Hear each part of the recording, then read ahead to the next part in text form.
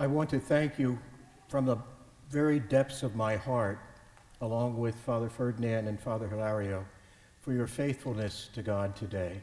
Of course, you're all a tremendously faithful congregation. By the way, did you know that in this crisis, in this pandemic, in a normal year, we would have collected around 5,000 items of canned goods for those who are hungry. And from January to November of this year, 2021, we've collected over 30,000 canned goods. That is incredible. And I thank you for the ones that you brought today. We are in a crisis. We still are in a crisis, and that's one reason why I thought it was so important that as a people of God, as a community that is suffering, is struggling, although perhaps much less than many other people, not perhaps, certainly much less than other people in the world, we need to come to God in order to ask for strength, for deliverance, and also to let us never forget the bond that we have with each other. Lots of times crisis drives us apart, and our nation is already too divided. This little video is meant to give a small reflection from the people of God that we should never look upon things as if we take them for granted, especially when we at some point, and we don't know when that will be, but hopefully return to something that appears to be more normal than where we are right now.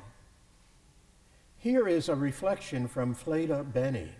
She was the founder of Women Ministering, and I'm going to read you just this little letter that she wrote. It has to do with glad or grateful, peace or happiness, and choosing the power of gratitude. She says this. She says, we all use the term, I'm so glad, in daily conversation. In fact, it's so common, we don't really think about what we are actually glad. It's so common we don't really think about what we are actually glad for. Glad, though, is not the same as grateful. I mean, I'm glad I made it through the yellow light. I mean, in Colombia, I swear the yellow lights are shorter than any other place in the world. I'm glad that, the line is short in the store. I'm glad that I'm in a parish where I can worship with a congregation that is so faith-filled. But she says, those were my thoughts. She says, I have experienced things in my life for which I was glad, and things for which I was deeply grateful. The things I am glad for are usually temporary and did not have any significant impact on my life. But gratitude is a far more impacting occurrence. In fact, it can be life-changing, whereas glad has significantly less power. I'm glad that you're all here today, and I also give thanks to God perpetually for you. But your presence here today makes me rejoice, but it is something that is tied into this moment right now. Gratitude is something that is not temporary, and gratitude is meant to be life-changing, whether things are good or ill, whether we are in a state of satisfaction or suffering. Gratitude, then, is a state of being. It's what we bring to the world as the world confronts us. My words. A person who practices continual gratitude, Fleda goes on to say, is a more peaceful person. And there's a reason for this. The people who practice continual gratitude have discerned what things matter most in their life, and they've set themselves to focus on only those things. This person knows what brings them peace, and they know what creates chaos. They choose peace, and they practice the power of gratitude, which maintains that peace. And then she says, peace or happiness? She says, peace is not the same as happiness, just as gratitude is not the same as glad. You'll find that peace and the power of gratitude go deeper, last longer, and once firmly established, are set on rock, not sand. Happiness is fleeting and can disappear with a word. I can be happy one moment and sad the next. She says, I have maintained a lifestyle of gratitude while going through cancer treatment and the great unknown which looms up in front of you when you are told you have cancer. The power of gratitude has caused me to be thankful, which is the expression of the gratitude in our hearts. She says, I have experienced deep peace in the midst of the deepest sorrow. The death of my husband brought the deepest sorrow and grief I have ever experienced. Yet God's peace remains steady while being beyond my ability to understand.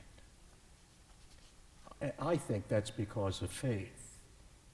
The faith that the gift of faith brings to us in moments of trial and crises, where when we are left seemingly bereft of everything that we hold dear, we still know that God is with us in all things. It takes faith, I think. She says, I'm no one special. I don't have more faith than anyone else, and God doesn't like me more. In fact, God doesn't favor any human over another. We all have the same amount of faith offered to us.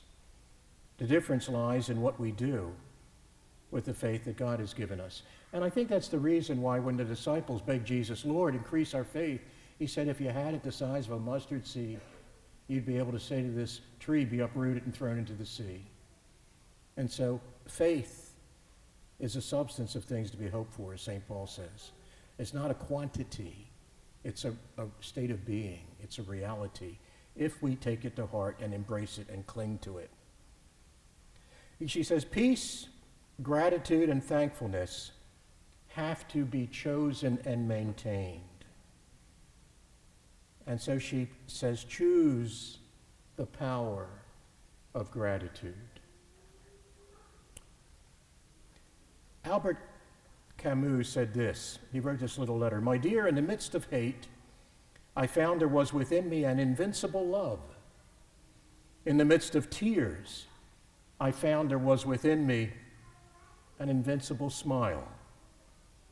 In the midst of chaos, I found there was within me an invincible calm. I realized through it all that in the midst of winter, I found within me an invincible summer.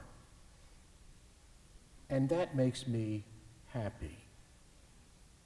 For it says that no matter how hard the world pushes against me, within me, there's something stronger, something better pushing right back. Now, Camus was not a believer, but he was looking at the generosity of life. And he said, it is rich in its diversity, and I can continue to find a source of strength within me because of that. We might say you're up one day, you're down the other. But the reality is our feet are firmly planted in the divine promise that all will be well. All will be well. There's a little story. It was a father who was reading a newspaper, and his 5-year-old daughter, kept asking him to tell her a story, tell her a story, tell her a story, and he just wanted to read the paper. And so he was looking at the paper, and on one side of the paper there was a map of the United States. And it was a map of the world, and it had all the different continents on it. And what he did is he took that side of the paper and he tore the continents out, and he gave it to her. He said, here, put these in order. And he figured that would keep her busy for a while. She came back, in less than a minute. And said, I'm done. And he said, how'd you do that? She says, there was a picture of a man on the other side. And so what we need to remember is there is somebody on the other side of life, and in fact involved in it, and who helps us make sense, not helps us, is the only way we make sense of life, and that's God. And so in the turmoil of all the crises that come in our lives, if you sometimes just turn the paper over where everything is all confused, and then you find the face of God, you find that things come together.